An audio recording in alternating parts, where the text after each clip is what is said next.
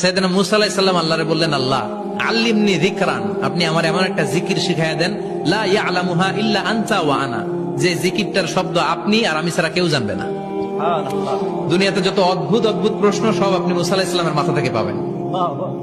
Very curiosity ছিল ওনার, বিভিন্ন বিষয়ে আল্লাহরে প্রশ্ন করতেন। আল্লাহরে বললেন, আল্লাহ আল্লিমনি কালিমাতান, আল্লিমনি যিকরান লা ইয়ালামুহা ইল্লা আনতা ওয়া আনা, ও আল্লাহ এমন একটা জিকির আমারে শিখান, দিনে রাতে সব সময় এই জিকির আমি করব, আপনারে ডাকবো, কিন্তু শর্ত হলো এই জিকিরটা জানবে শুধু আপনি আর জানবো শুধু আমি, কেউ জানবে।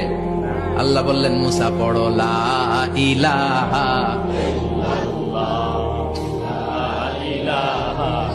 লা ইলাহা ইল্লাল্লাহু মুহাম্মাদুর রাসূলুল্লাহ সাল্লাল্লাহু। আল্লাহ বললেন, মুসা পড়ো লা ইলাহা ইল্লাল্লাহ,